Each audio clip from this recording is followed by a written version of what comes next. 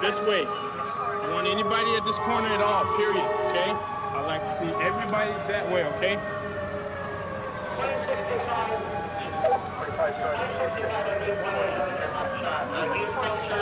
People understand?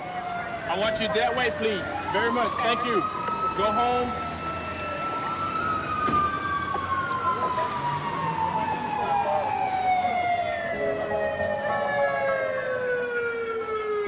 The story of Biggie and Tupac is the story of two great friends who had a misunderstanding, a falling out, and became deadly enemies. Their murders were explained as being the result of the rivalry that had grown up between them. This is Biggie. Biggie and Tupac always used to hang out together. Biggie's last album sold over 10 million copies. This is Tupac. He made $80 million in sales in just 1 year. It was the occasion of Puffy's birthday in 1994. And if you look really closely, you'll see the rarest of footage of Biggie and Tupac hugging on the edge of stage. Biggie and Tupac were street buddies. Biggie called Tupac Duke. Tupac called Biggie Christopher. I got 357 ways. Simmer saute, I'm the winner all day. Like skip timber down Biggie's whole way. My 14 was a 4 angels. Biggie used to open for Tupac.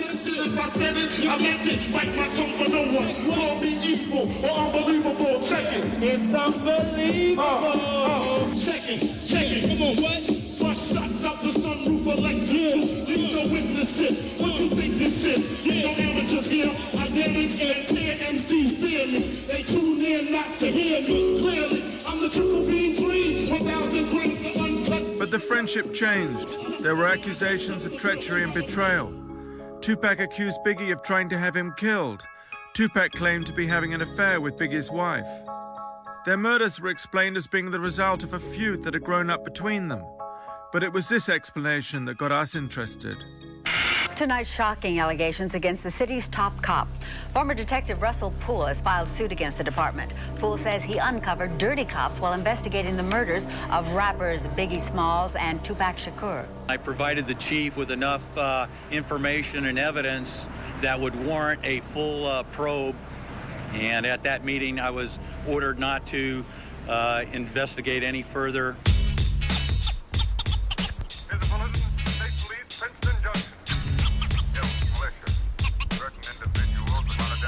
Los Angeles, California. We're driving to meet ex-detective Russell Poole at his lawyer's office.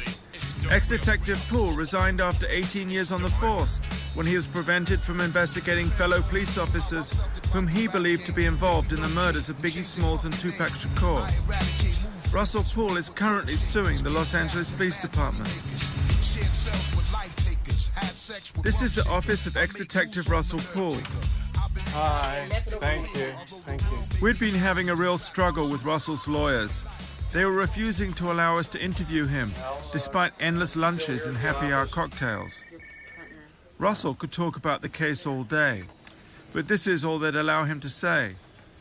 On the advice of my attorney, due to ongoing litigation, I cannot make a statement to you. So I hope we will return for a longer statement on the whole Biggie Smalls killing and Tupac scandal.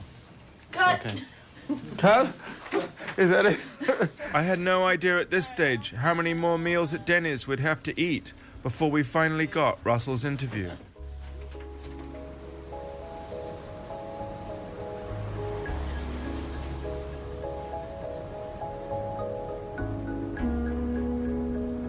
In the meantime, we went back to the East Coast where both Biggie and Tupac were born and grew up.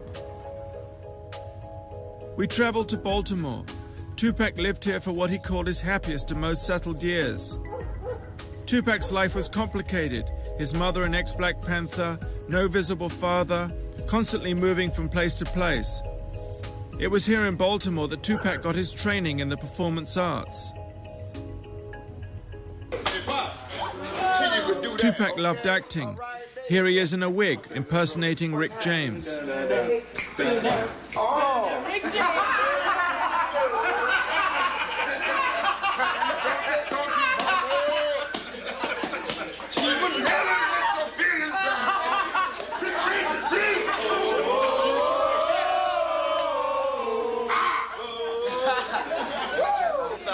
Whether I'm bald-headed or I got hair to my knees, I still rush any one of you tricks out there.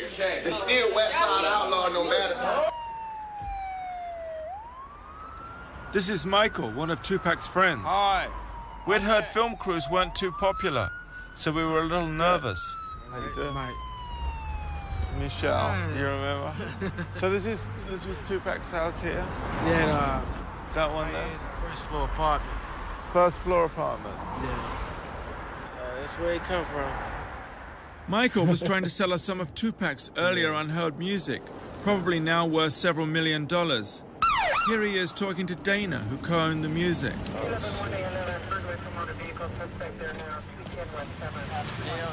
Hello. What's going on here? Just doing some filming. Okay, well, don't put that in my face. Well, you were asking me questions. Afeni, Tupac's mum, tightly controls his music and has refused to license it to us. No doubt. So we were interested to see what Michael had. So the police are always everywhere around here. Oh, yeah. Yep. It's a bad neighborhood. It's a bad neighborhood. Yep. What is this exactly? Some music we had for a while, Tupac, and a few of us that we did years ago. I'm having a bit of a problem with the helicopter. Oh, man. I see. Do you think we should, do you think we can just make a copy or something? Because I'm getting terrible noise. Can't really make no copy. No Listen to it, yeah. You can listen to it, though. Yeah. It depends. You can't really get that up for free. Right. How much do you think you'd want for it? I really couldn't put no price on that, but Dude, what happened there? I don't know. Something wrong with And that, unfortunately, was the closest we ever got to Tupac's music. This is the school where Tupac trained as an actor. Hi. Hi. Welcome to the Baltimore School of the Arts. Thank you very much. Okay. Tupac received a formal training here in acting, music, and poetry. We're going to see Tupac's favorite teacher, Donald Hicken, who Tupac said he had adopted as a surrogate father. He was just on all the time, and with an incredibly contagious personality. I think people were just drawn to him right away. He had charisma that was astounding. I think people just wanted him to like them and wanted to be his friend and wanted to hang with him and wanted to be around him. He just had that kind of magnetism that he came in with. That was nothing we gave him. That was all factory equipment with him. What, the smile usually? The smile, I said, yeah. He had a fantastic smile, lit up his whole face, beautiful eyes, and when he fastened them on you, whatever was in those eyes, that was where you went. Donald said Tupac easily had the range to do Shakespeare. Here he is doing one of his favorite characters, Scarface. And you, Mr. Cameron, you say hello to my big friend.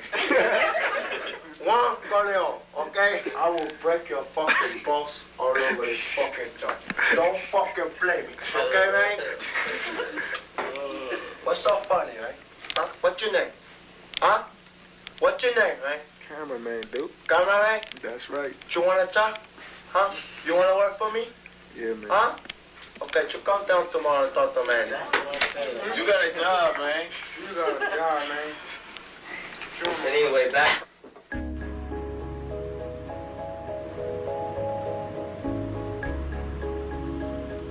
For a long time, Tupac didn't know who his father was. He complained this made him feel unmanly. At first, Tupac's mum, Afeni, said she didn't know who his father was. Then she told him his father was dead. This is Tupac's biological father, Billy Garland. This is a picture of Billy and his wife, seen here with Tupac and his wife. I asked Billy when he'd lost touch with Tupac. 76, 77. How old was he then? He was about 6, 5. He was born in 71. And then he went off, what, to California? He went to Baltimore. He went to California. He moved around New York several times. And so... why did they move so often? Well, she was on crack. She was on drugs. She did drugs at the time. And one time he was living in shelters. So Pac really had a bad life. So how long was Afeni on crack? Oh, I don't know, for a long time, but to the point where Tupac had left the house, and he would tell me some stories that I don't really want to get into, that occurred around his house, that things happened, but he wasn't like the favorite son that everyone's pretending that he is now. Matter of fact, he told me some stuff that made me laugh, that they would make fun of him because he was somewhat of a handsome guy, and everybody else was kind of, let's say, dark-skinned. And he was somewhat brown and light-skinned, and they would call him ugly. And he told me that, and he also said that that only lasted until he became a star, and then he became the favorite son. This is a picture of Tupac and Afeni taken on Mother's Day. Whatever problems there might have been, Tupac was very loyal to her.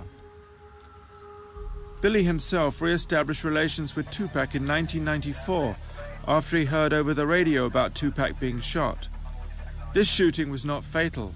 It happened 2 years before he was killed in Las Vegas, and it was for this attack that Tupac blamed Biggie.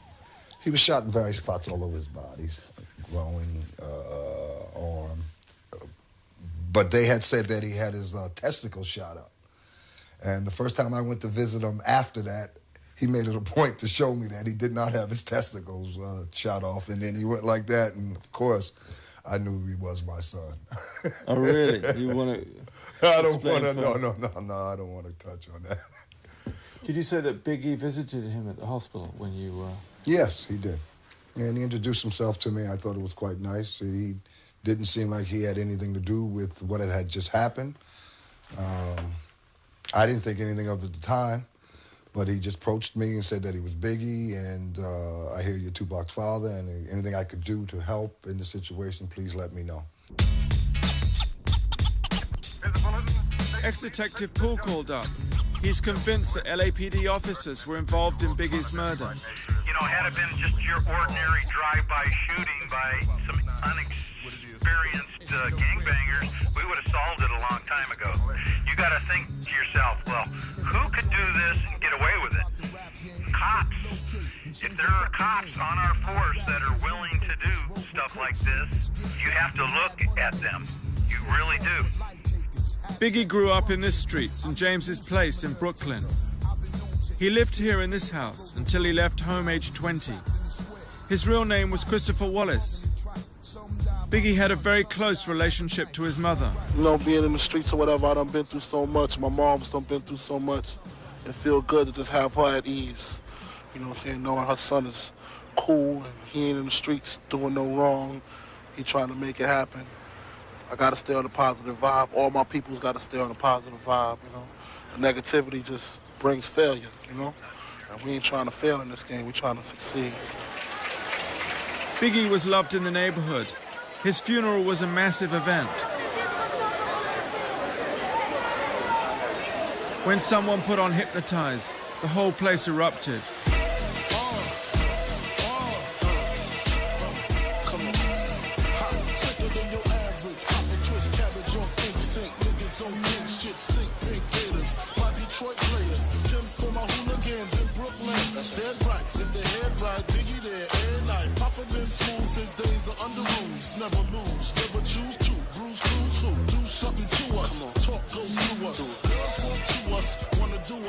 The question is, was there another darker side to Biggie?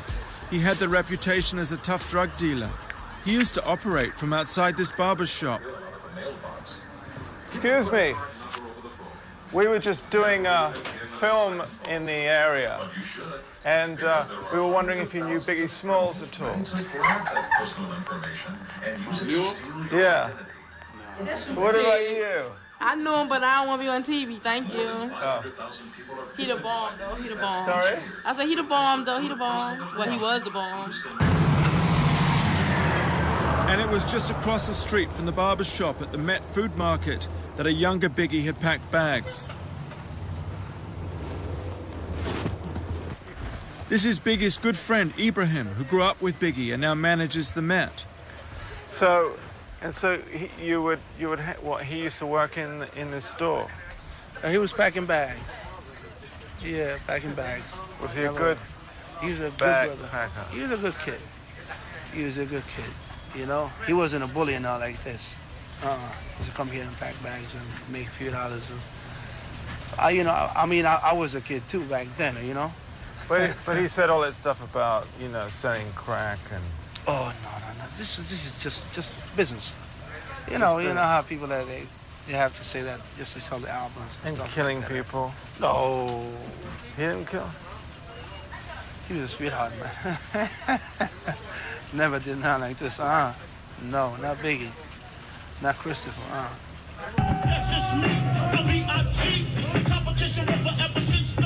And it was just round the corner that Biggie first started rapping.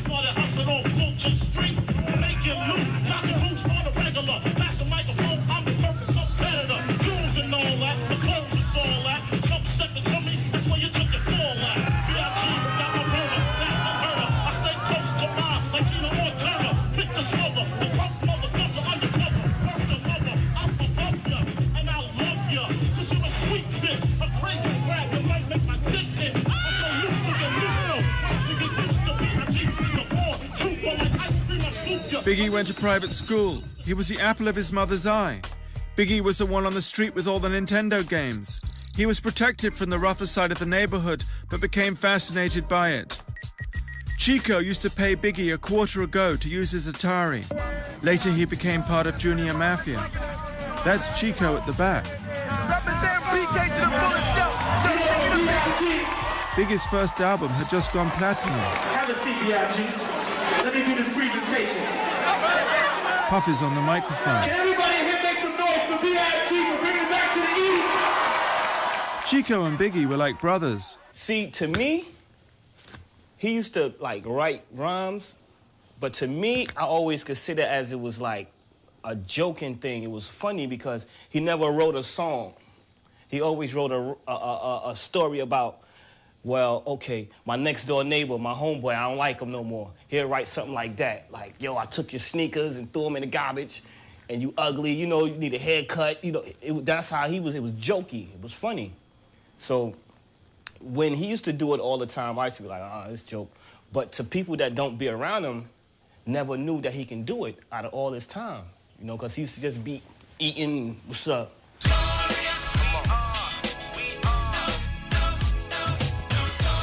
We went to see Biggie's mum, who lives on this private estate. Ringing king, struck necklace, igloo, ringing things for the bitches. You see them rims spinning grin, that shit with the beat trimmed and wing. Biggie lived in this house. This is Valletta, Biggie's mum. She was a school teacher and she appeared in Biggie's first video, Juicy. Valletta had received complaints that I'd barged into the barbershop and disrupted the market. She insisted that I adopt a more ingratiating style. My son is a poet, was a poet. He was a writer. And my son, he would be the first to tell you, I write what I see, and I write and rap about what I hear. People's experience, some of them my experience. Was it filth? Yes, it was filth. Some of it was filth, but it was a filthy story, a story that was out there, a story that he wanted to be told. I mean, how would you describe your son as a person? Oh, he was somebody at times you want to kill, you want to strangle, but I'm his mother. He was a very generous person. He was and gentle at times, very loving, very sincere, and sincere to his word, to his friends. And my whole crew is lounging, celebrating every day, no more public housing. Thinking back on my one-room shack. Now my mom pimps a act with minks on her back. And she loves to show me off, of course. Smiles every time my face is up in the sauce. We used to fuss when the landlord dissed us. No heat, wonder why Christmas missed us. Birthdays was the worst days. Now we sip champagne when we thirsty.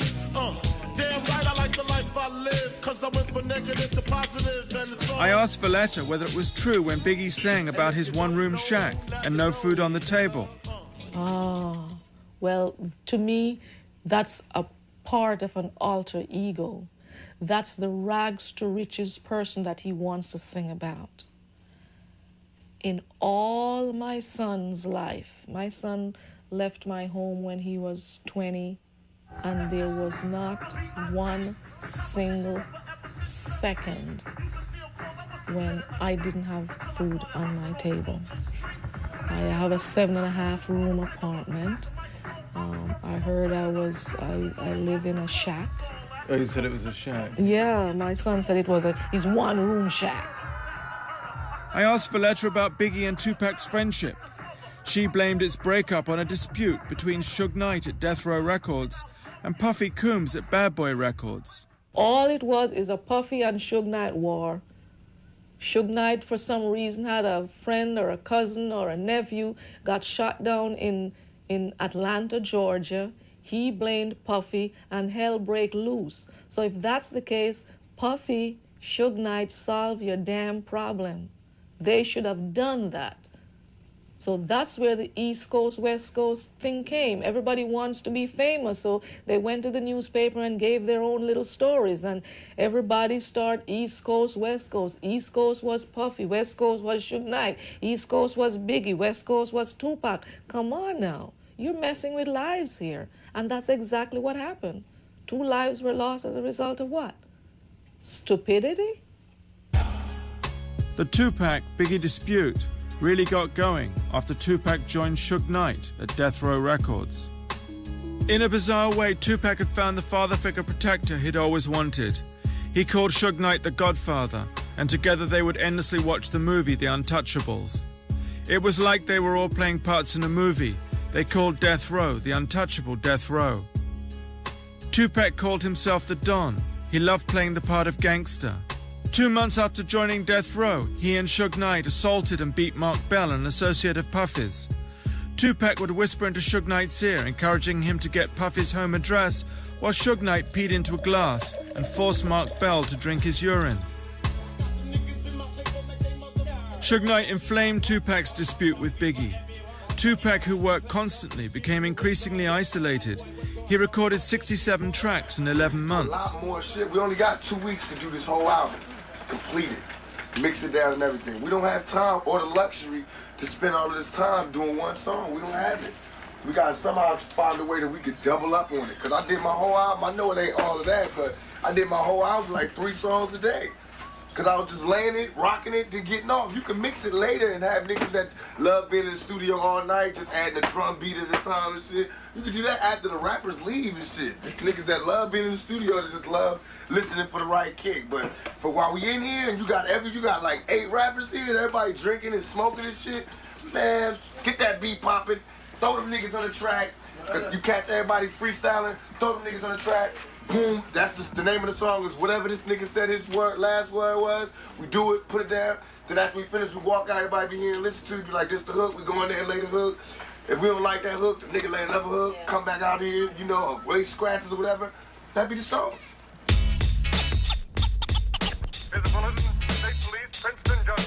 We're on our way to visit Tupac's stepbrother, Mo Preem, who toured with Tupac after Tupac left prison on rape charges. We were told Mo Preem was humiliated and locked on a hotel balcony in the snow when he got into an argument with Suge Knight over payment. This is Mo Preem on the left. He has just finished his first solo album. And that's Mo Preem to the right of Tupac. Mo Preem took the pics. Tupac wrote the comments.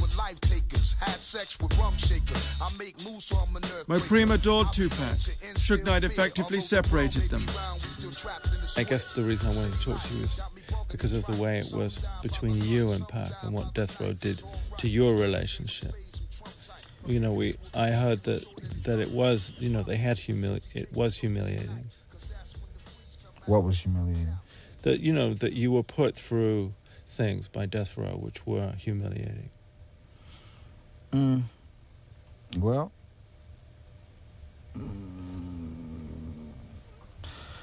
the only humiliating thing was being broke. Considering what Pac was going through, he had, on top of getting out of jail, there was new problems.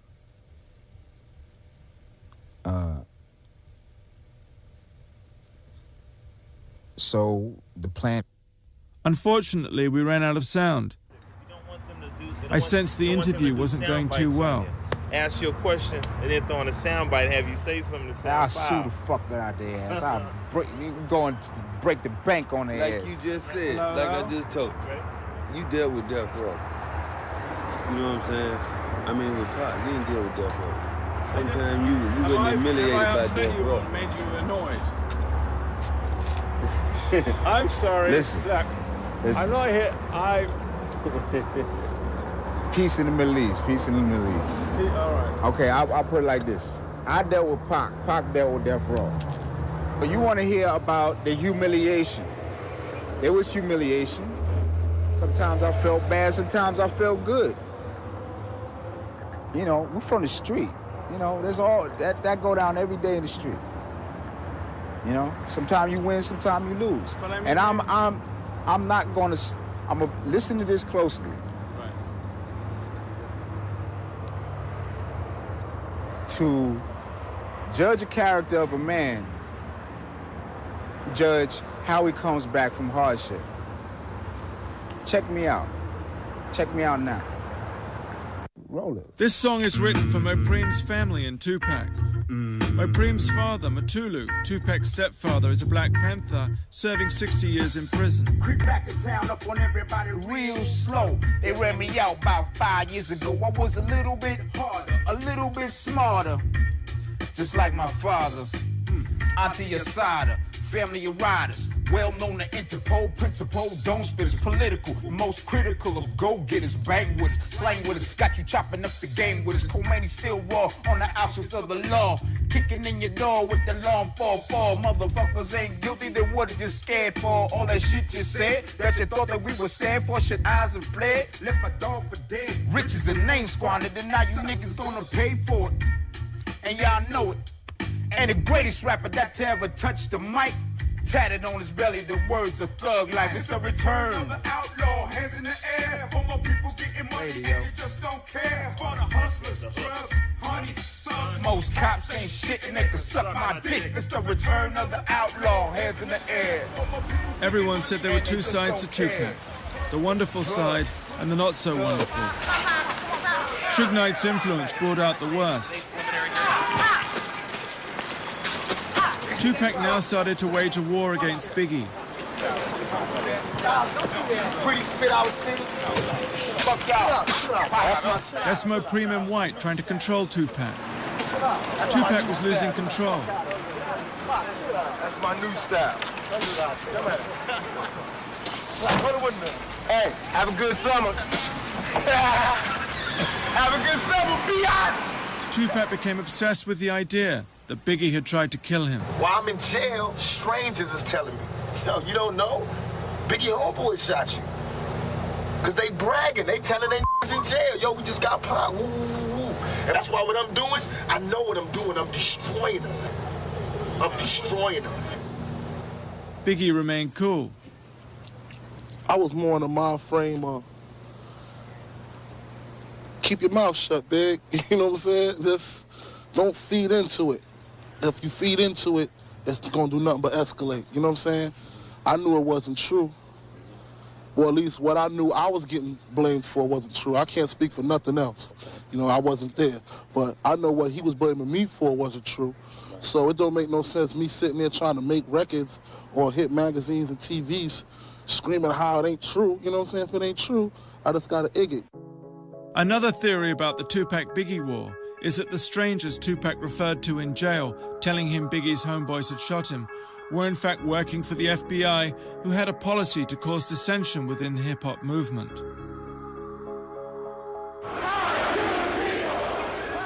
The FBI were worried by the subversive qualities of hip-hop. They saw a definite connection with the Black Panthers. In fact, hip-hop first started around the same time as the Black Panthers. The Watts Prophets, the first hip-hop artists, developed as a political reaction to the Watts riots. Tupac's mother, Afeni, seen here, was a Black Panther, and so were many friends and family members. Dan Quayle, the vice president, criticized Time Warner for releasing Tupac's records, as well as Ice-T's Cop Killer. I might just say one other thing that is in the category of family values, and that is this latest rap record, Cop Killer. Now here you have a responsible corporation, Time Warner, putting out and distributing a record and making money off a record that says it's okay to kill cops. I find that outrageous. The lyrics are outrageous. Lyrics like die, die, die, pig, die. And yet you have a corporation that defends putting out this record because it is constitutional.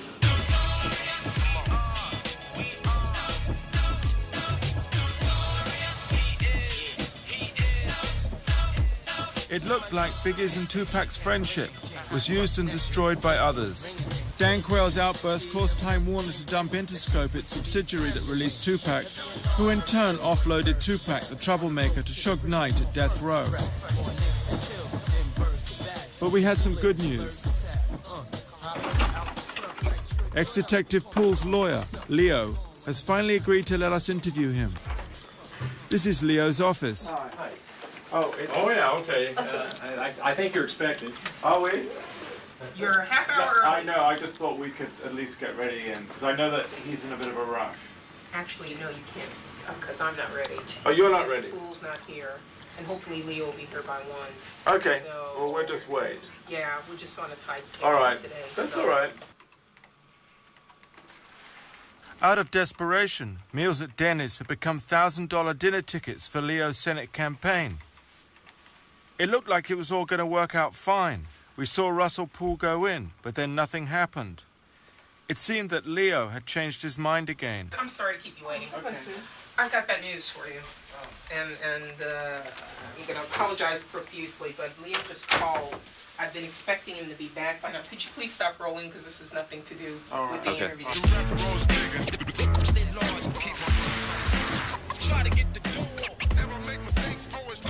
Russell Poole agreed to meet us anyway. The case is the most important thing in Russell's life. Russell believes that the whole thing started because Suge Knight owed Tupac millions of dollars in royalties. Tupac was about to leave death row and audit them, and that was why he was murdered. Hey, how you doing? How are you? Good. Come on in.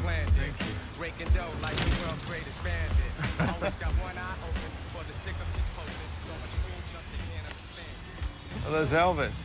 Russell now follows developments with the case on his computer. Is he one of your favorites? Yeah, I do like Elvis. Russell was an apple pie, all-American kind of cop. His father, an ex-Marine and ex-sheriff, was his hero and role model. Russell is one of those cops who says he bleeds blue. He's an old-school type of cop.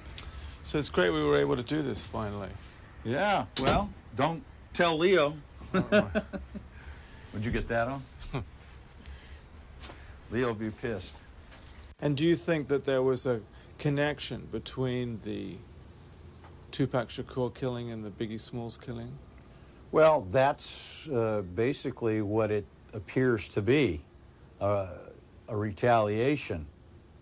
Okay, and I think Suge Knight wanted it to look that way.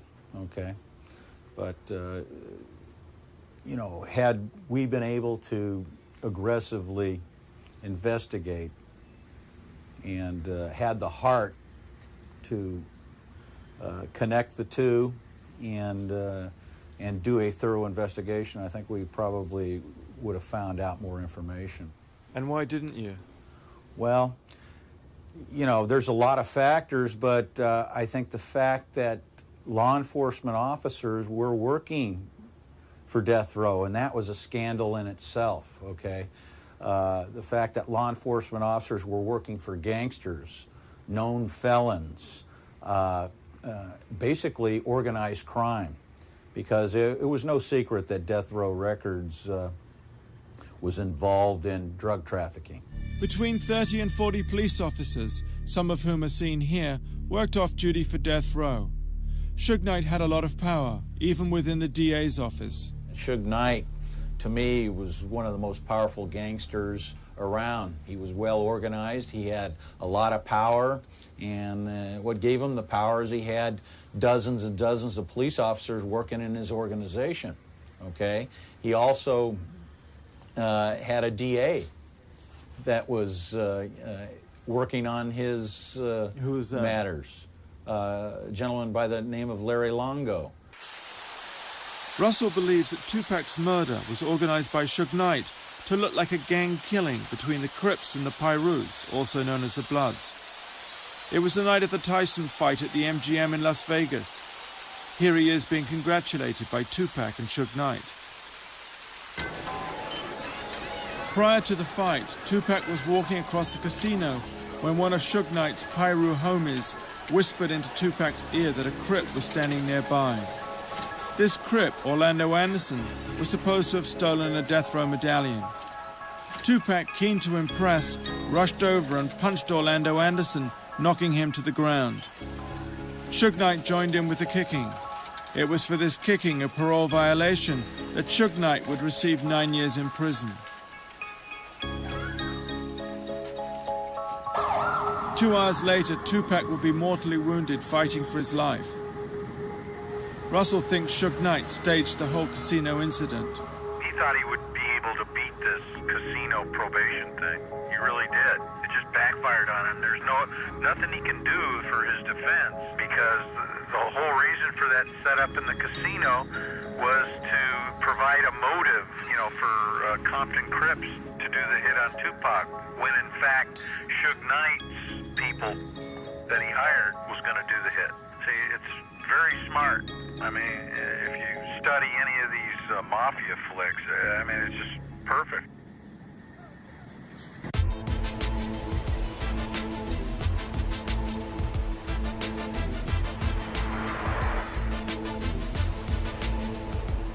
Russell referred us to ex-police officer Hackey, one of the law enforcement officers who worked for Death Row. Hackey was one of Tupac's personal bodyguards. He now operates from here in San Pedro. Ex-officer Hackey works from here as a bounty hunter. He had himself just been released from prison.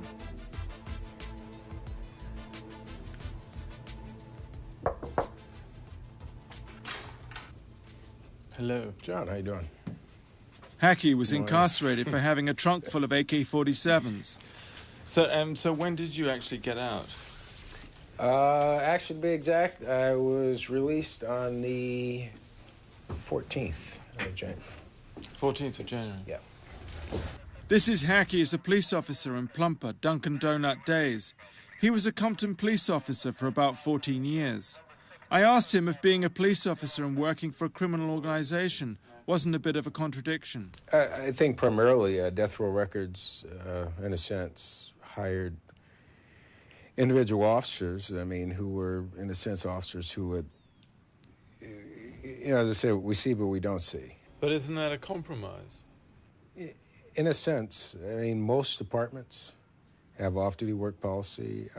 So it's all right to see drugs when you're off-duty, and it's not all right when you're on-duty? I can honestly say... I would say that was compromised. As man as my witness upstairs? Isn't that the word, compromise? Based on the statement you said, yes, but I have never seen any drugs. But you were aware, you said?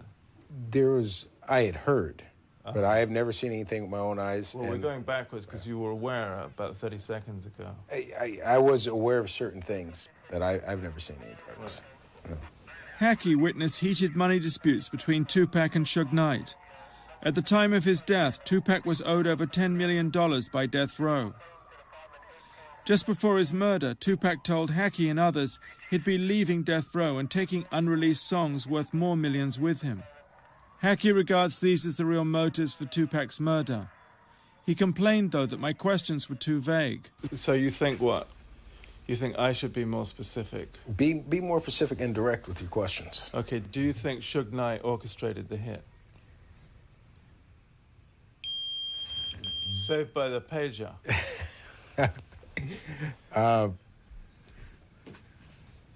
Based upon what I've been told within the industry and based upon what I knew for a fact that was going on, Tupac was leaving a record company, okay, because Tupac didn't need Suge Knight. He'd had several other offers.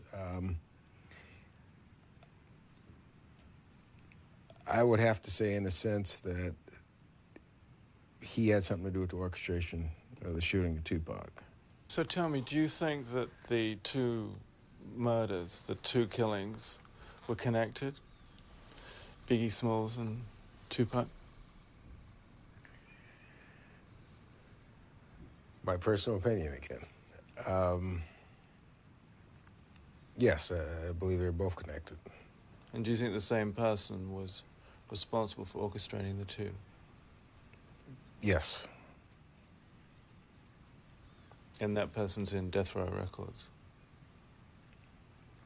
Yes.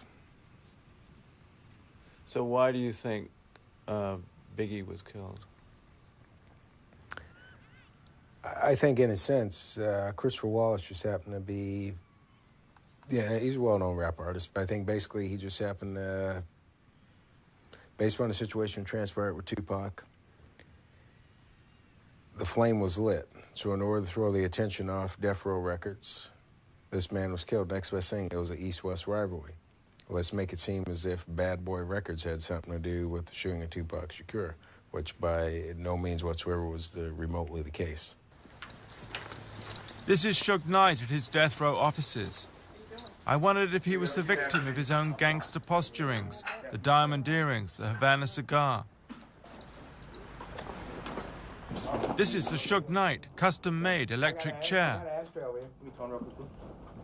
And then there was a statement Suge Knight made about him and Tupac, seen here minutes before they were shot at.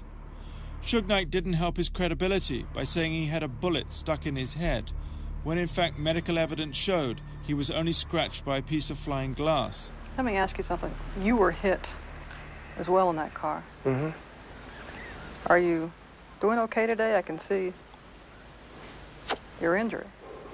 I got a bullet still in my head. The bullet's still in your head? Yes. The doctor told me that they did brain scans, all kind of stuff, and it went in and cracked my cranium, and it stayed there. They said there'd be more chances for damage to try to take it out than sew it up. I was hit there, I was grazed some other places. I got a deep slash of a bullet grazed the back of my neck, which if it had went another inch, it'd hit my spine and paralyzed me all the way down. Suge Knight appeared to celebrate his history of violence. Rumors that he dangled vanilla rice by the ankles, charges of violent assault, attempted murder, the reports of daily beatings at his offices. After a semi-successful football career, Suge Knight had reinvented himself as a Mob Piru gang member, dressing in the blood colors, surrounding himself with a posse of ex-con Piru gang members. The Mob Pirus come from Compton in LA, also the home of their rival gang, the Crips. Suge Knight was born and grew up in this area, the area of the Mob Pirus. It was in this street that he played as a kid. He said he used to see bodies in the alley on his way home, and one has to ask how growing up in Compton affected Suge Knight. See you later. This is Reggie Wright Sr., Chief Gangs Officer. He said the gang warfare in Compton was so intense, he'd witnessed the genocide of almost an entire generation. My mother's bedridden. I had to come in here and say hi to my sister and them, keep up with her. Reggie was the most cheerful gang officer we'd ever met. So you said the mob started here? It was. Well, actually, this house right here to my right is one of the leaders of it. Used to live. These kids, these are the good guys on the street. They don't get in any trouble, right, guys? Turn your butt right. Act like you don't want to be seen. Any other time, you right out here, right out in the front. Let them see what the good guys look like from the neighborhood. How you doing, man? All right. Daddy, look, These are some of the kids that live over here. But quite frankly, the guy in the yellow, his dad, is one of the original Ma Pirus. And matter of fact, his dad was present that night at the casino when they had that incident. You mean Tupac? Because he worked with Suge when the McDonald's, so. Tupac's murder caused massive gang warfare in Compton between the Pirus and the Crips. The death row explanation of events was that Biggie and Bad Boy were aligned with the Crips, whereas Suge Knight, Tupac and Death Row were with the Pirus. Gang loyalty is the most important thing in Compton. To be called a snitch is to be as good as dead. Suge Knight lived over in this area here, over on this side of town. He never really claimed any particular gang or stuff because he was into football at the time and going up. But the guys he grew up with, and the gangster type guys are guys from this mob area over here. And naturally, when he got into his business and started the Death Row label, a lot of those guys wanted jobs from him and wanted to identify with him, and he hired them to work along with him. Tupac, when he became part of Death Row, a lot of the guys that were doing work with Death Row are more or less part of the Death Row entourage came from this area here. So naturally, when Tupac was killed, these guys, you know, took offense to that. And that's when we had the retaliation. After Tupac's murder, there were over 20 shootings in Compton over a 10-day period between the Pirus associated with Death Row and the Crips. There's no evidence that the Crips were working with Biggie and Bad Boy at the time of Tupac's murder. The so-called gang war is regarded by Hackey and ex-detective Paul as being used to take attention away from Suge Knight's involvement in Tupac and Biggie's murder.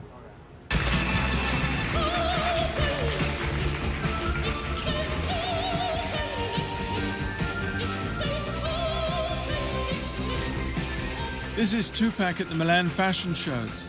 We're going to see Frank Alexander back left, who was with Tupac when he was murdered.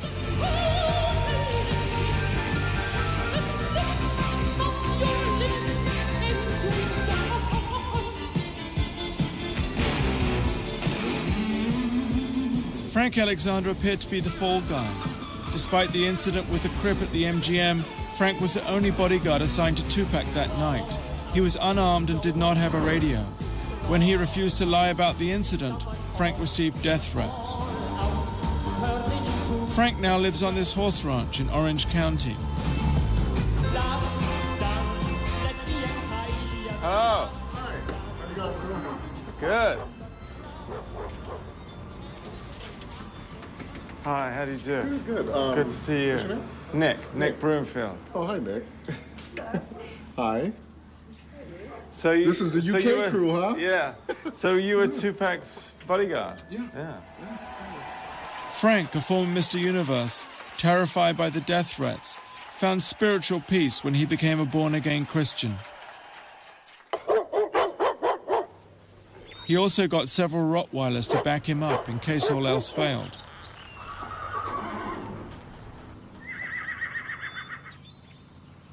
Frank put on his favorite cowboy suit. Frank spent the year following Tupac's death severely depressed. He smoked a lot of dope and contemplated suicide. Frank wrote a book about his experiences as Tupac's bodyguard called Got Your Back.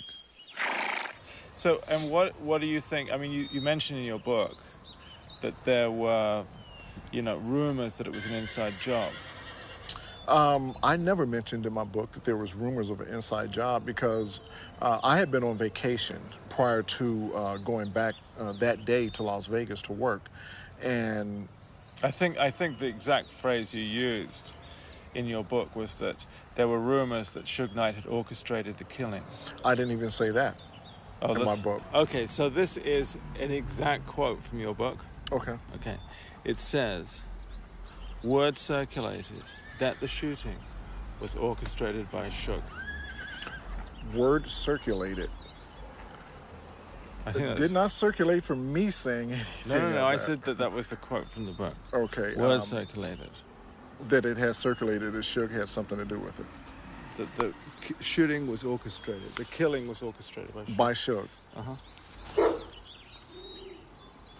You're going to let the dogs on me? Yeah. No. Because I think in the book you also said that you were frightened that Suge wanted to kill you. It wasn't that Suge himself or had anyone say that he wanted to kill me.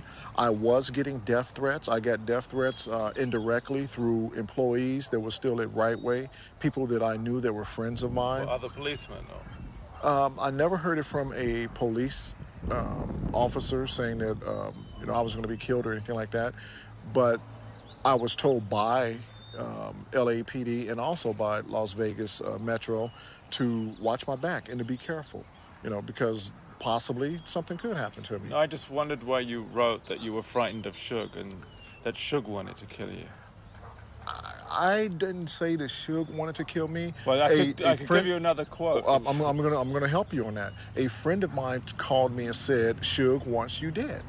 I go, what? He goes, DR. I go, DR? He goes, yes, Death Row Records wants you dead, which I have on tape. I have it recorded. Frank and Tupac were close. Frank also gave us this video hit shot of Tupac with his niece Lamaika. Tupac called Frank Frankie. Tell Frankie to call me. Frankie, you call me when she tells you to call me Frankie. Why? Frankie goes to Hollywood. Hey, yo, Frankie. Frankie! Yo, Frankie! How do you record this fool? What? Y'all call him Frankie? Nah, we gonna call him Frankie. Only our family call us that. Call me Ella. Too sexy for some sleeves. Too sexy for some long pants. Got your level? Rain down this hair. My name is so Frankie. Rain down this hair. No more. Rain down no more. The horrors of Tupac's murder are at best inconclusive, but there are inconsistencies that beg further questions. We know who's responsible for this. The problem we have with this case is we don't have anyone willing to come forward and testify to it. If you knew who killed Tupac, would you tell the police? Absolutely not. I mean, because, I don't Why know. not? Because it's not my job. I don't get paid to solve homicides. I don't get paid to tell on people. Other than the fictitious bullet in the head, further questions need to be asked about events the night of Tupac's murder. Why, for example, was Frank Alexander asked by Death Row to say that Orlando Anderson the Crip had snatched a chain from Tupac the night before the fight, when in fact that wasn't true? I was just asked concerning Orlando Anderson to say that Tupac and I had seen him earlier at the MGM when we were over there and Tupac was gambling, to say that he had snatched off a chain off of Tupac's neck. I was told to say that. I was told to say that the night before Tupac died, which was the 12th. And in fact, that was inaccurate. It was it was inaccurate. Valletta, Biggie's mum, said he was really upset by Tupac's death. I was more shocked than anything, you know what I'm saying? But I wasn't more shocked of him dying. I was more shocked of him. Pac is a strong dude, yo. I know Duke, you know what I'm saying? Right. He's real strong. So when they was like he got shot, I was just more like, again? You know what I'm saying? He always getting shot or shot at. He gonna pull through this one again, make a few records about it, and it's gonna be over, you know what I'm saying? But when he died, I was just like, whoa. You know what I'm saying? It kind of took me by, even though we was going through our drama, I would never wish death on nobody, you know what I'm saying? Because ain't no coming back from that. So it kind of turned me down a little bit. But at the same time, you got to move on. I felt for his moms, for his family or whatever, but, things got to move on,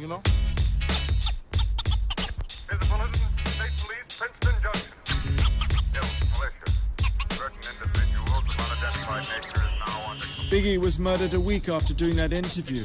So what then happened? Once Tupac was murdered, why was Biggie next? Hackey said it was to take attention off Death Row. Was it aimed against Puffy to take away his most valuable asset? Or was it just that the killing machine was in place and the killing couldn't stop? We went back to Orange County to see ex-detective Russell Poole. He did a lot of the groundwork on the Biggie murder. So, and tell me, was Kevin Hackey one of your main source of information? Yes, he is. He was a main source of information, and his information was worthy of follow-up. And And when I tried to follow up on that information, I was stopped and ordered not to go any further. This toilet bowl sketch was placed on Russell's desk when he insisted on investigating fellow LAPD officers. The piece of excrement marks his place as D1 detective. Russell was then removed from the case. It affected him very deeply. I almost took my life, but it was my kids that actually saved me, okay? And it hurt. I was betrayed by my own department because of the core values that the Los Angeles Police Department preached from day one. Honesty, integrity, okay? Tell the truth, swear to tell the truth, nothing but the truth, so help you God. Do a good job, do a thorough investigation, work for the community. I believed in the oath of office. I believed in the protect and serving the people. I really did. But on the inside, behind closed doors, that it wasn't the case. When it came to cops being investigated, we weren't serving the public the way we should have served the public. Biggie was murdered on March the 9th, 1997, 6 months after Tupac. He was leaving the Vibe party at the Peterson Motor Museum in Los Angeles. It was a well-orchestrated hit. You got to ask yourself one question. Why haven't these cases been solved? And one reason that they were well orchestrated, well planned out, radios being used, communication, and it had to be experienced people doing this, which would lead you to believe that experienced police officers knew exactly what to do.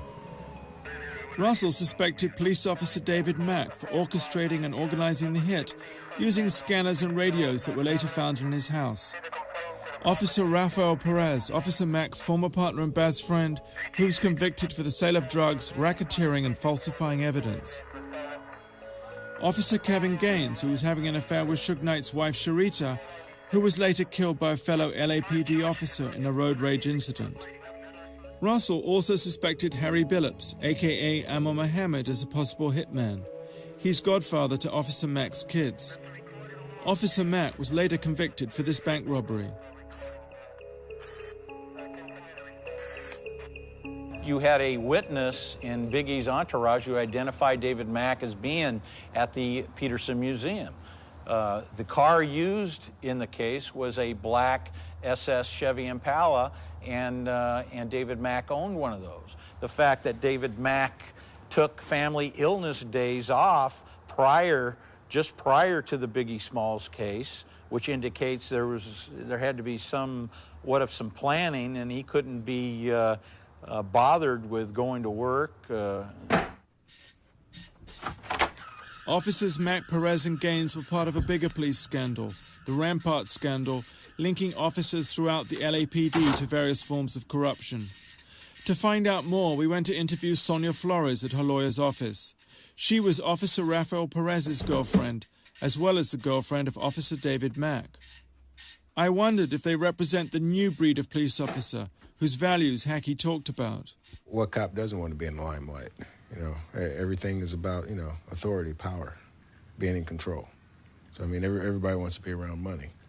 Everybody wants to be around, women. It's the nature of the badge. Hackey also identified officers Mack and Perez as being present at private death row parties. You weren't driving a Jaguar or anything, This right? is Marshall Bitkower, Sonia's lawyer. Mack and Perez were alleged to have had lots of money. I asked Sonia if she knew about their investments. No investments that I knew of. You just had a good time with him? I just had a great time with him. Did he ever ask you to experiment in a sexual way with women? Or more than 2 people or 3 people? Yeah, we did. But it wasn't. With other police officers? Or? Yeah, I had sex with other police officers, yeah. In front of him? Yeah. Just crazy sex. Talk about their orgies. He wants to know. You ask a question. No, I'm not going to ask it. You're not going to ask about the orgies. Okay, I'll ask about the orgies. You're not gonna. So tell me about the sex with the other police officer.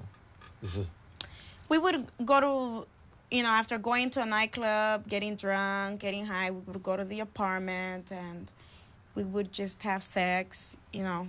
My friend with one of his partners and me with him, and then he would have sex. You know, have anybody ever filmed any of these sex orgies you told us about? No, I don't know. You don't know? I don't know. Did you ever hear rumors that they were filmed or taped? No. Never heard of that. I mean, Did anybody ever tell you they saw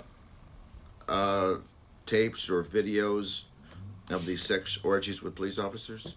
No. A shrine to Tupac was found in Officer Mack's house by detectives. I wondered how much Sonia knew. David Mack was into drinking, into learning how to dance Spanish music. Raw Banks. Yeah, Raw Banks. He was more up there, yeah. More up there. More up there.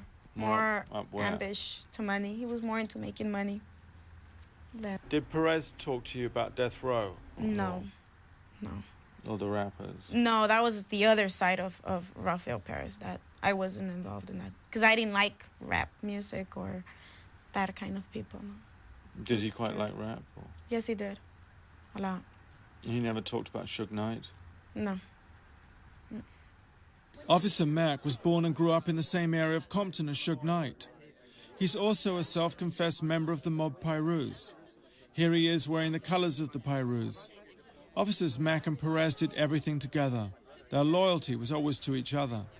And they shared you? No, I shared them. Not their shit, they shared me, no. You shared them? I shared them. Mm-hmm. How did that work? Well, because girls decide who they're going to sleep with, you know? It's not a guy who's going to decide, I'm going to sleep with this girl. It's the girl who decides, I'm going to sleep with these guys. But it was a little bit of a ménage à trois. Yes. 50-50.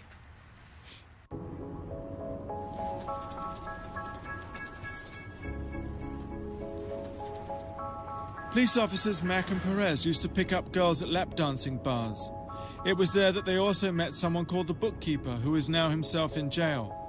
It had been very hard to meet the bookkeeper. We were told that he'd been moved to another jail, that he suffered from Tourette's syndrome, that he was manically depressed and didn't want to see anyone, and that he feared he'd be killed if he spoke to us. This is Ron Siebold, his lawyer.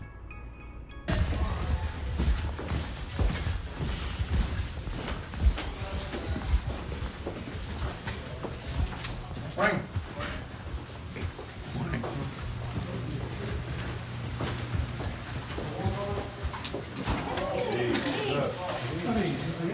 Mark in there?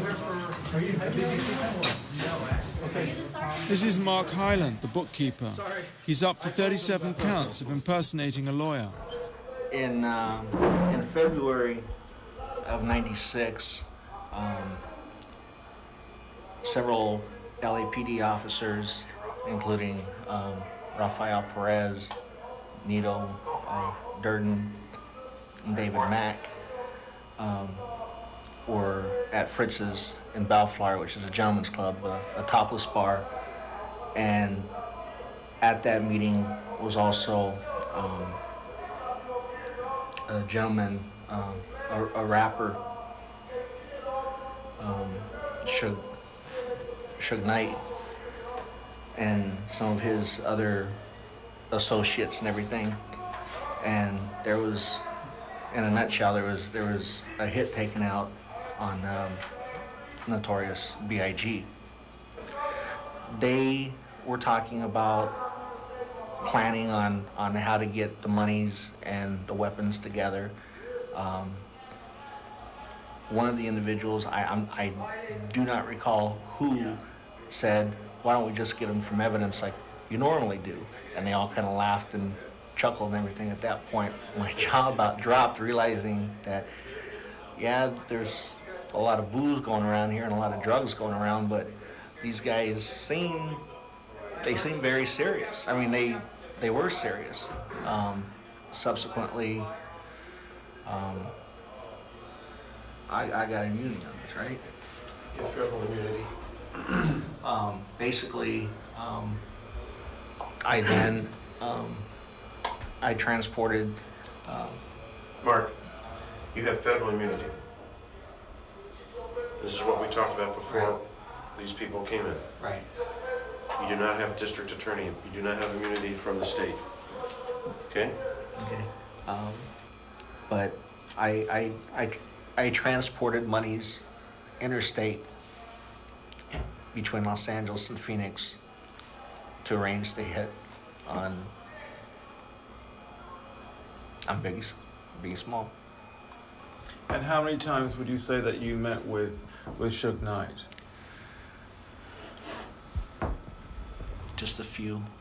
A few. I never sat down, and I never really knew who he was. I mean, I just knew that he demanded a lot of respect from people. It wasn't until recently that I learned who he is and what he's done. And that's why, like I said, I wish I was making it all up, because I don't know what my life is going to be when I get out. And why did you decide to come forward with this information?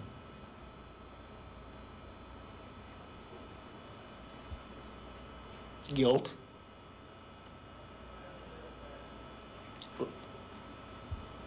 It was wrong. And I didn't want to be involved anymore.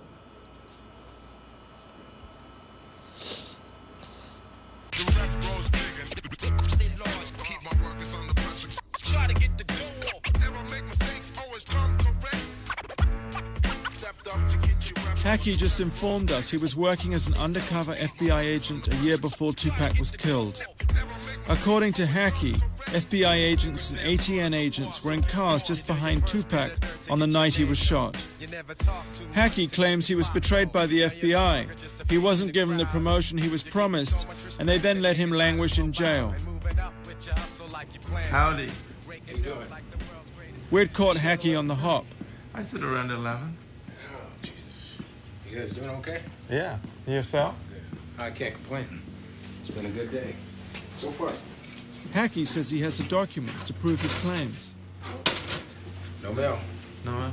So, did you manage to get those documents you mentioned? Did I manage to get? I told you I can get the documents. That's not an issue. My attorney's working on a thing. I'm working on something. See, once... Are we on tape? No. We can wait. What's so amazing about these documents? Put you this way. Oops. I've already been offered $250,000. Okay. $250,000 for what? These documents. They're actual. Really? Yeah. From who? Come on now. What? Oh, you got that camera on me again. $250,000, that's a lot of money. I told you I made this for the money. I mean, excuse my French, I got bullshit. I got fuck off money. I ain't worried about that. Fuck I told off you money from who? I'm saying I got that kind of money. You understand what I'm saying? I got that kind of, I told you I'm not hurting for money. I'm not a millionaire, but I'm far from hurting for money. Remember, I told you that before. Good morning. Good morning.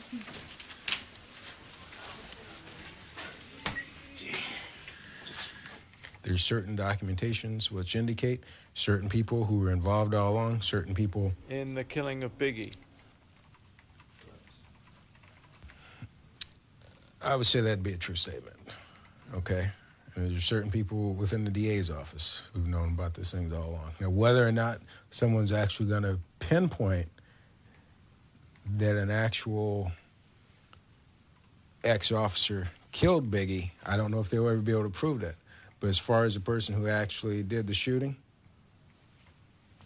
as far as I'm concerned, I believe probably within 24 hours or even 2 weeks max, I could have the person in custody, guaranteed who the person is. Okay, and LAPD has known this all along. And is this the guy that Russell Poole thinks is responsible, Harry Billups. Jeez. I would say yes on that. Don't ask me why or how do I know this and that. I refuse to answer that, okay? But I would say it's a good guess. I'd say 99%. This is the police composite of Biggie's hitman, and this is Russell's main suspect, Harry Billups, a.k.a. Amor Mohammed, who to this day has never been questioned by the LAPD. He's known to Suge, he's known to Reggie, he's known to a handful of LAPD officers, which have obviously come about in the Rampart scandal, and obviously the other individual, which is in federal prison now for the bank robbery. So, I mean, in a sense... Who's David Mack? Yeah. So, Perez's partner. Oh, you want me to clarify? Okay, yeah. You know, in a sense, there's just too many, I guess, in a sense, in a whole scenario, whether it be Tupac's killing or Christopher's killing, I mean, there's too many dots that are connecting. But isn't that a bit vague? I mean, connecting dots, you can't really make an arrest on that. Exactly, you can't It's just really an make allegation. It's just an allegation, And but again, but LAPD is sitting on a major piece of the puzzle. And why haven't they done anything about it? You know what? I don't know. Why was Russell Poole taken off the case when he originally brought, hey, Chief, you know, there's corruption. Stuff's been going on in the department. Let's move Russell somewhere else. You know what I'm saying? Why are a lot of things done?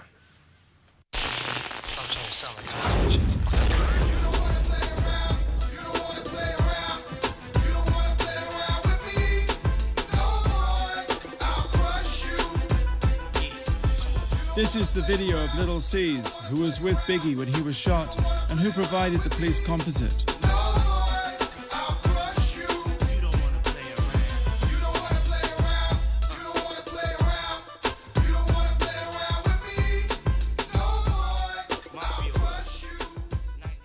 After many failed attempts to get Little C's, Valletta, Biggie's mum, took over. This is Miss Wallace. This is Miss Wallace. I'm fine, thank you. Did C's leave us yet? Yeah. Don't you dare park on the other side. Park over here. And finally, here was Little C's, the main witness to the murder. How are you? How you doing? You all right? I'm all right. Hey, how you doing? All right? Hey, how you doing? All right? Biggie's ashes are kept here in this urn, in his old house where Valletta now lives. See what he does the first thing he came with? Huh? Had to go just, you know, speak to my boy real fast. How you doing, yo? I'm doing okay. You all right? That's the urn. So every time he comes in, you gotta go over there and and touch it. Yeah. So that's Christopher's little heart of everybody that, you know, he was associated and affiliated with. He meant a lot to my son, and those are my son's words. I asked Little C's where he was sitting in the car with Biggie. Yeah, I was right behind him. He was in the passenger seat, and I was right behind him in the back seat. I was right there. Yeah. And what did you see? I just seen the car just roll up and just start shooting in there. One dude in the car by himself. You know what I'm saying? I was sitting outside the window. You know, I was looking out the window, and the car just rolled up, stopped right there on the angle of us, and started shooting in the car. He only shot through big door. You know. No, this was something that whoever did it, they had to see all that, and they had to plan it. You know, because it happened too good, and it was police out there. They shut the party down from a fire drill, so it was police there. These are FBI photos. The amazing thing is that Biggie and Puffy were under surveillance at the time of the murder.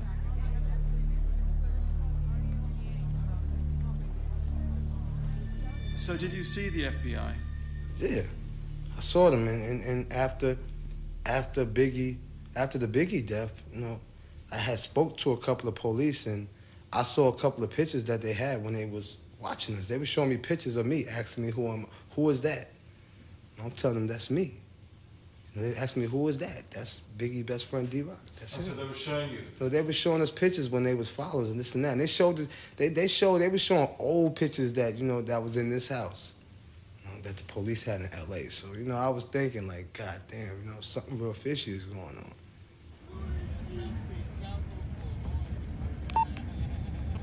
I called the FBI agent who took the photos.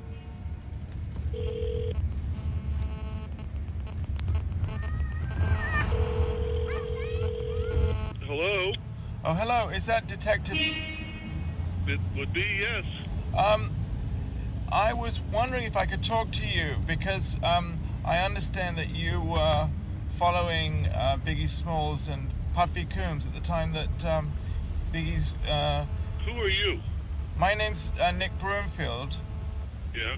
And I was just... I saw some photographs that I believe you might have taken, and I was wondering if I could Nick, talk... what do you do for a living? I'm a documentary filmmaker. Okay.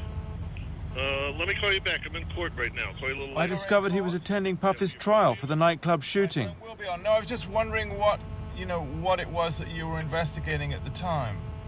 Right. Well, you know, I wouldn't discuss it with you. Oh, you wouldn't discuss it? No. Even though it was some time ago? Well, it hasn't finished yet. It hasn't finished? Where'd you get my number? Where'd you get my number? Sorry? Where'd you get my number? Where did I get your number? In 1993, a Senate Select Committee was set up to look into the hip-hop movement. Fear of its inflammatory qualities led to FBI surveillance. And your number was one of the numbers I was given. As somebody, you know, who was actually following Biggie at the time that he was shot, and who might be able to give me some information. Okay, but who gave you my number? You know, sorry? Who gave you my number? I really don't know offhand who that was. Okay, well, when you figure it out, beat me. I'll call you back and we'll talk. Okay.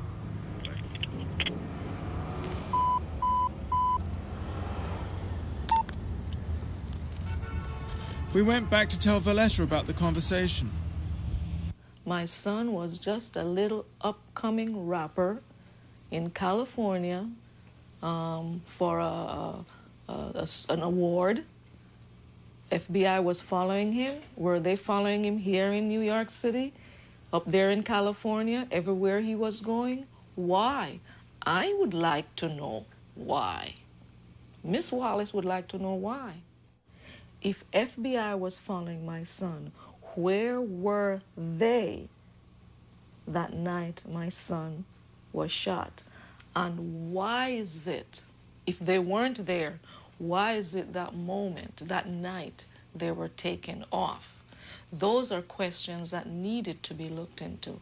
Those are investigations that need to be looked into. Biggie was unaware of what was going on. This was Biggie a couple of days before he was shot. How did it get to that day where you got to watch your back and have bodyguards? I mean, it's not just with rappers, you know what I'm saying? People want to attack anybody that's a large figure, you know what I'm saying? They did it to Jordan, they did it to Tyson, they did it to Bill Cosby, you know what I'm saying? Right. They're going to attack you if you're on top, you know what I'm saying? It's just your job to bob and weave, you know what I'm saying?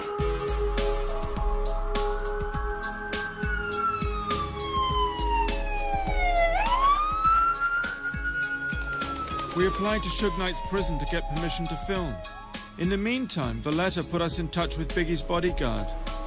Valletta said he had a strange encounter when he was standing with Puffy just before Biggie got shot. Gene, the bodyguard, lives here in Upper Manhattan. I heard he was at least 6'7".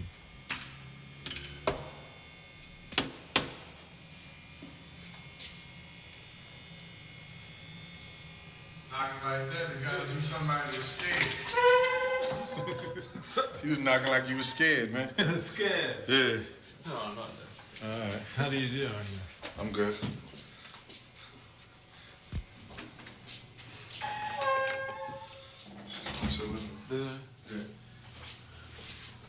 Gene's apartment had a great view. I asked him why his blinds were normally down and not open. Black people don't do that. They go on the clear. I want you to see. I want to be running out the door with your television. Yo, they got a TV and it's color. They don't want that type of shit. The blinds is a white person's thing. No, I didn't say that. Oh. I say having your windows wide open so everybody can see you it's a white person thing. See, look, you can tell white people live over there. All the windows. See, all the windows are open. Look at the building. White people coming out that building. Yeah. Well, I'll bear that in mind. Huh? I asked Gene why Biggie's friends hadn't been more cooperative with the police. I wouldn't be talking to you if it wasn't for Miss Wallace. Yeah. You know what I'm saying? If she wasn't pouring on hard crying, I wouldn't be saying jack shit to you. You understand? I think, yeah, some of the other people in the whole crew should have came forward. Yeah, I believe that. You understand? Because I believe Big is turning over in his grave because people ain't coming to the forefront for his mother. They knew he loved his mother. He cared for his mother, whatever like that. You understand what I'm saying? Everybody do. Everybody care for their mom. You understand? And I just believe that maybe some people should have came forward, and then maybe people just want to just say, listen here, I'm going to leave this shit alone.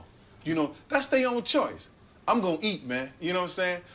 Bad Boy, Biggie, whoever, whatever. If I got to shovel shit for a living, I'm going to eat.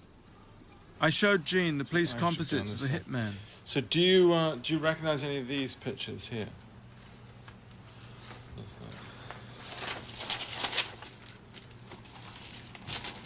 This is the individual that... That one? This one right here. That one? Yeah. That's the one Lucy's did for the police. That's him right there. That's him? Yeah. That's him? That's the guy that came up to me. That guy? Wait, do it again. That guy right there. That's him? Yeah. Were you ever shown his picture before? That's definitely him, though. Yep. Wow. That's Harry Billups, isn't it? That's who? He's called Harry Billups. Amir Mohammed, right? That's his name. That was the guy.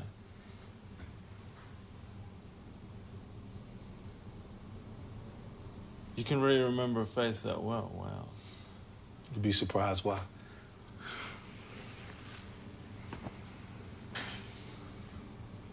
I can remember a face. You can? Yeah. Yeah. I believe you, actually. Mm-hmm. I had him to a T before P called me that morning. He said, a guy in the Nation of Islam shot Big. And I said, yo, dog, he had the blue suit, blue bow tie, white shirt, peanut head, receding hairline, brown skin. He was like, yeah, dog, how you know? I said, a nigga came up to me first. I said, he came to us first. He walked up the Puff van. And I got him off. And he was like, get the fuck out of here. I was like, yeah, straight up, for real. He came up there first. It's amazing the police never showed you that still picture before. Can't recall him? Nope. They never showed it to you before. They showed me a lot of other shit. You know what I'm saying? But they absolutely never showed you that picture. I can't recall them showing me that picture. Hi, Russell. We went to play Gene's interview to Russell. Hi. We got this big tape recorder. Who've we got on today? Stevie Nicks. Oh, I'm pleased we got you in your shorts finally. Good. This guy had a stronger cheekbone structure, whereas he looked a little sterner look.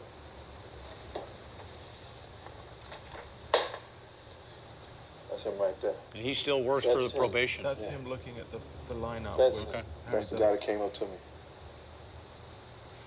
That guy. That guy right there. Okay, so we got a witness saying David Mack was there, and now we got a witness saying Harry Billups was there. That's definitely him, though. Amir Muhammad, a.k.a. Amir Muhammad. Yep. It's amazing. What do you make of that? I think it's a breakthrough in the case. I think this is another example of how incomplete the investigation is and how they have tried everything or done everything to avoid the truth in the matter. And I still, in my heart, believe that these types of clues and these types of statements made by witnesses need to be thoroughly followed up on. And I honestly believe that the players that we're talking about, David Mack and Amir Muhammad, are somehow involved in this case. And the department, time and time again, has avoided the truth. And when you add everything up, what other reason could there be? The reason being is because they do not want to expose to the public that Los Angeles police officers were involved in the conspiracy to kill Biggie Smalls. The most amazing thing in this whole story is that Officer David Mack and Officer Rafael Perez have never been questioned in connection with the Biggie Smalls murder. Neither has Harry Billups, aka Amor Mohammed, who we tried to contact through his lawyer. If nothing else, their names should be cleared. The question now is, with Tupac and Biggie dead, will the killing machine carry on? There was a news report that Suge Knight had threatened Snoop Dogg, seen here together in happier days. Snoop apparently is now frightened for his life. We wondered if this document had anything to do with it. After a concert at Universal Studios, Snoop Dogg was attacked, kicked and punched by people working for Death Row. When asked by one of the deputies if he knew who had killed Tupac Shakur, Snoop said it was the man sitting next to Tupac. When asked if he meant Suge Knight, Snoop replied affirmatively. Suge Knight's prison has come back, giving us permission to film. But I'm having problems with Death Row, who I'm having to negotiate with to interview Suge Knight.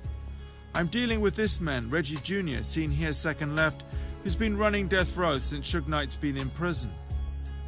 Reggie Jr. is the son of Reggie Sr., who we'd so much admired and interviewed in Compton. Reggie Jr. had followed in his father's footsteps and also became a police officer before running Death Row. I remembered what Hackey had said about Reggie Jr. They'd served as Compton police officers together. If Reggie and I ever met one-on-one, I think it would probably be who's going to draw first. The other unfortunate thing was that Reggie didn't seem to be a great fan of my films. Because I don't want none of this Heidi Feist bullshit tape that you did, where you go and the whole thing was to show how you were so slick to get to Heidi, and everybody around Heidi was bumbling fools. And if you don't say that's how your documentary went on Heidi Feist, then you're not an honest man. And well, I hope that this will be. I don't want that to be. I hope this will be a much better film than the Heidi Feist film. I hope so as well. Oh, you thought it was really bad? I did say that. My whole point is, don't use us to get that type of work done. No, I if mean, you just be straight with us, and we'll tell you what we can and can't do. A lot of things we don't mind speaking. We don't like speaking on the Tupac thing because that's an unfortunate thing that happened. We know. Unfortunately, Reggie was insisting that a Death Row representative attend the interview. I mean, I would gladly take him in there, and it's just, that's not my decision. Okay, well, see what you can do to help him get approved. And if you can't, then you can go. But I can assure you, Mr. Knight, or any guys that's I can probably even say any guys that's black in the prison won't be speaking to you. Why, really? I guarantee you that.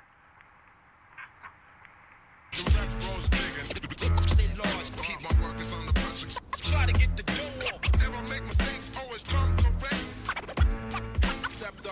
Unhappily, we never did reach agreement with Reggie, but as we still had the prison's permission to film, we decided to go anyway, even though Suge Knight had refused.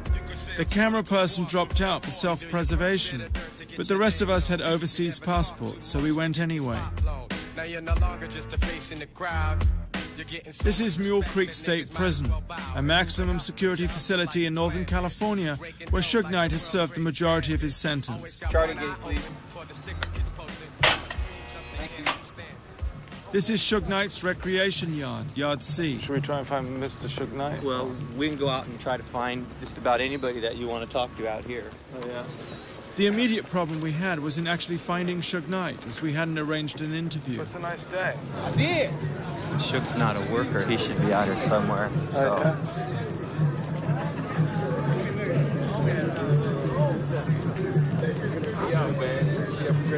Come to the sides, Mark. What we could do is The cameraman, who I'd never worked with before, had the abdabs. Okay.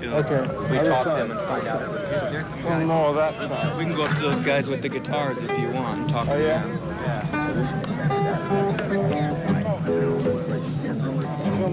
I did. Go ahead and have them not film while we walk up to these guys. Like simple ones like this. Reggie had said no one would talk to us, but we just had to try. What's your name? My name is Jimmy. Hi, how do you do? Pleased to meet you. And you know, the music is so much a part of me that I have to have some kind of music in my life. Do you know, we're looking for Suge Knight, too. Is he does music? Yeah, he does music. He's not around right now. I don't see him around. He doesn't see him around? The Indian Sweat Lodge was playing, but there was no sign of Suge Knight. So he's not somewhere out there, though. I don't see him, do you? Only 15 on. Should we just keep walking around the track? The warden suggested we try Suge Knight's cell block 15. 15 control staff, please. Need to get in. Come on, big man! Be real careful about filming in here. Don't film anything until we get in here and decide what we're going to do. Okay. It was extraordinary to suddenly be in Suge Knight's cell block. Where? We all looked round in amazement. To this table right here. Well, they got Subi with them, so. Yeah. 229. No, thank you. Yeah. And then we saw him at the far end on the phone. Maybe I'll go and ask him.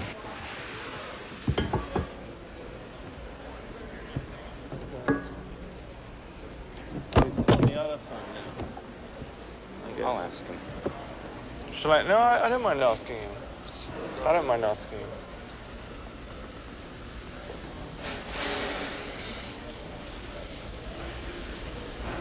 I'll just put this down and ask him. What do you think? Wait till he gets off. I'll go ask him. All right. I guess he's hurt his leg. Yeah, that's from his foot. What?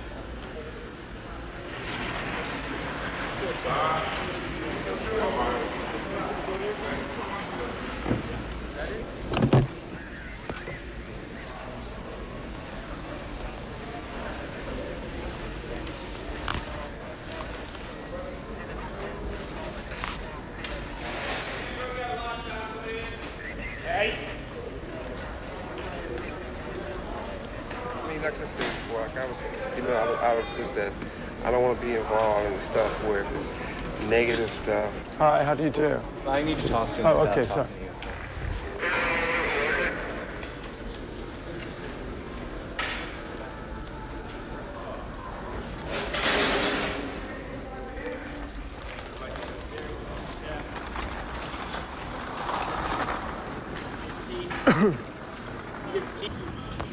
You running? I don't know what the warden said, but Suge Knight agreed to do a short interview. I wondered what Suge Knight would want to talk about in this, his first filmed interview at Mule Creek Prison. He's been in for 5 years. I heard he was on the warpath for Snoop Dogg. Hi.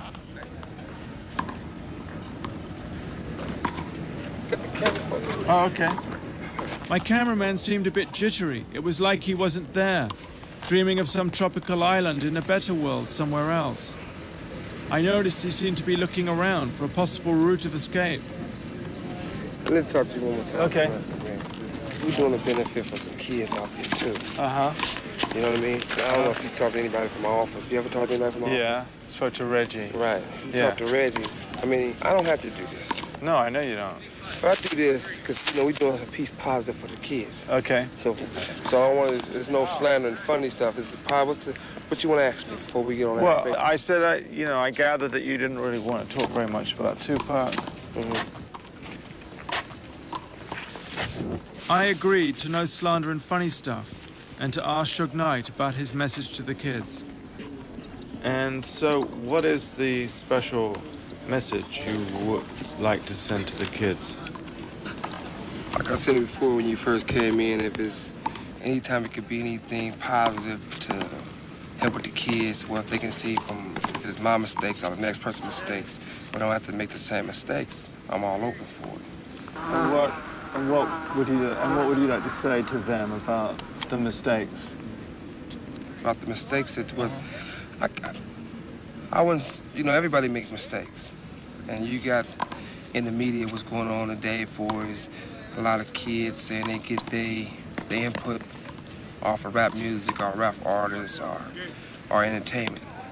I think some of that can be true, but most of it, I would like them to understand that basically all the artists who's involved, and if they get in trouble, these guys have record companies back them that will get them high-powered lawyers. If they have high-powered lawyers, 9 out of 10, they would never ever, you know, come to the penitentiary. But the guys in the inner city, if they get in trouble, they have what we call a public defender, which is they're not gonna have the best. And they go to prison. And they go to prison for a long time. So they shouldn't model themselves on rap stars with big lawyers. No, they shouldn't. And besides that, you know, you have certain individuals who's artists, and they might get in trouble. They might do a few things, but they well-known names, and they're informant for the police. They snitches. Snoop Dogg. And if they get in trouble, they're gonna get a free pass. Like if you hear about it, there's several artists that would never ever come to prison. No matter what they do, you hear about it getting caught, if it's firearms, getting caught with drugs, doing this, doing that. Like who, you think? Well, put it to you like this. When you look at it and you think about it, you see that you watch the news, you follow the people's trials, people's court cases, or you follow what you hear, word of mouth, what you hear about the streets, about the guy getting 25 years because he had $2 piece of crack cocaine on him, or a guy got 10 years because he had a firearm on him. Then you get a guy for if it's not personal, so I don't want to make it seem like I'm slandering these guys' names, or if you hear about a lot of the artists, some of them used to be on death row, some on other labels, you might hear them getting caught with drugs, getting caught with a gun, stab somebody, do those type of crimes. They're not gonna come to prison. One of the reasons they're not gonna come like Snoop? Well, Snoop would never come. I mean, Snoop was on, you know, we beat a murder trial for him, but then he was on probation. Then he got caught with 2 ounces of marijuana. Then he got caught with guns. And each time it's nothing. They're not gonna violate him. Because for the street guys know what I'm talking about. There's no puzzle.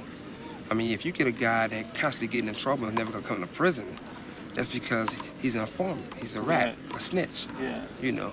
And they're more important to the police on the streets than in here, because they let them know what's going on. They might say they sold by telling on 3 or 4 or 5 other guys.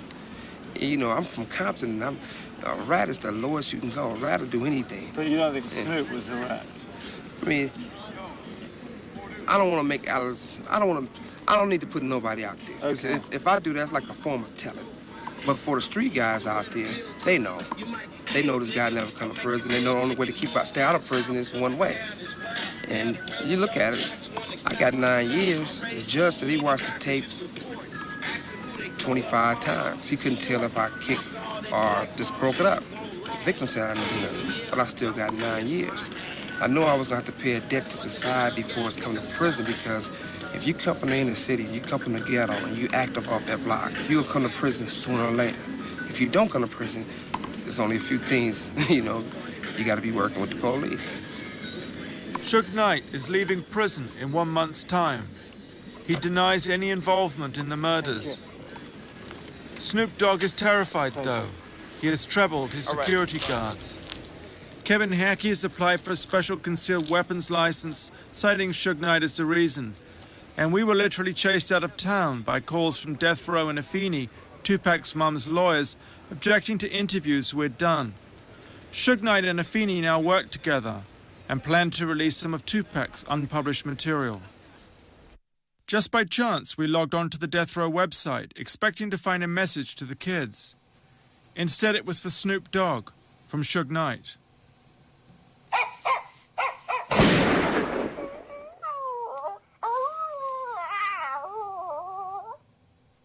Give me a hug, you know. It's nice to see We you. introduced Valletta and Russell, who'd never met before.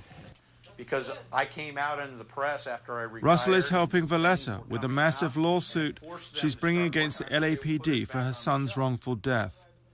It's expected to be one of the biggest lawsuits against the police department of recent memory. Valletta thinks the tragedy of Biggie and Tupac's friendship was that it was destroyed by outside forces. She's determined to find her son's killer. Valletta is someone we all particularly admired and cared for. She's shown such amazing courage in this whole story. It smells fantastic.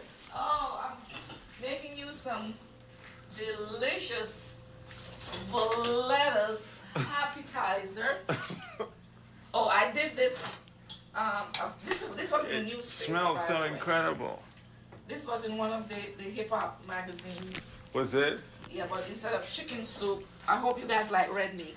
Oh, yeah. Okay. This is beef. It's like a T-bone steak I cut into little shreds and make my homemade soup. My son usually loves the soup. Valletta and Christopher had a great relationship.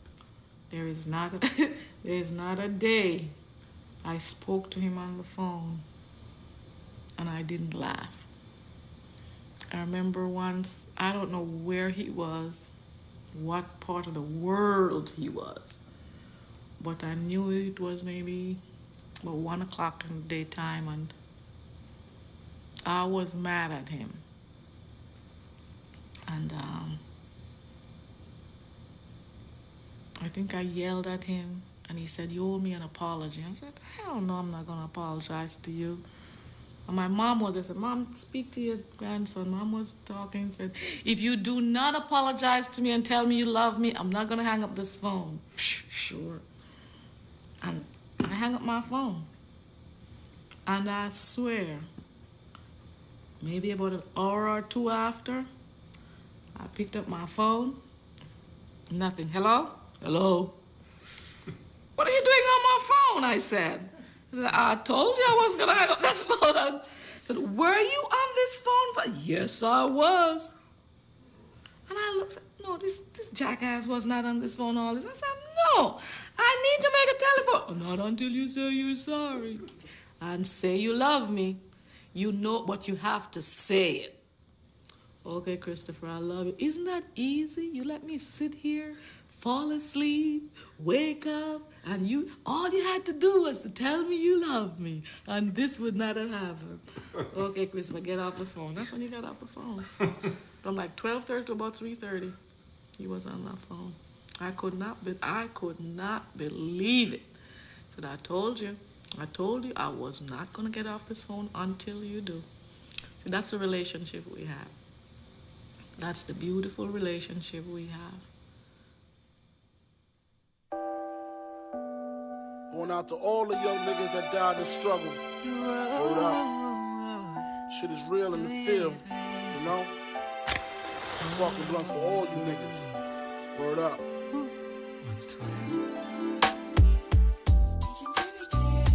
Daydreams of how it used to be, and that baby's looking just like you. But you gone away. I've been missing you lately. Tell me where you're I remember selling 3 bricks of straight flour. Got my man a beat down to the 3rd power. He didn't care, spent the money in a half hour. Got some fish scale, rained on competition like a shower. Got the coke cooked up, I crackhead Kevin. In 88, when Kane ruled with half-stepping. At 38, a lot of mouth was our only weapon. We was kings till the D's crept in, and now I'm missing them.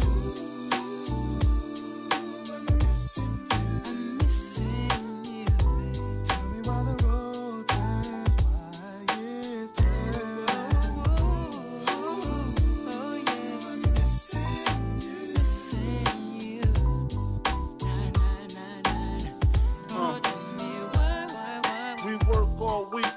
play the movies. We rock flat tops, our girls rock doobies. Made a killing, even though the D's knew me. Eventually, you know they tried to do me. Fuck it, fed up, my nigga wanted to take it down south. Sick of cops coming, sick of throwing jacks in his mouth. Gave him half my paper, told him go that route. Few months he got his brains blown out. Now I'm stressed, his baby mother, she tripping, blaming me and his older brothers. Understand the game it be kinda topsy-turvy. You win some, you lose some. Damn, they lost a brother, they mother lost a son. Fuck, why my nigga couldn't stay in NY? I'm a thug, but I swear for 3 days I cried. I look in the sky and ask God why. Can't look his baby girls in the eye. Damn, I'm missing.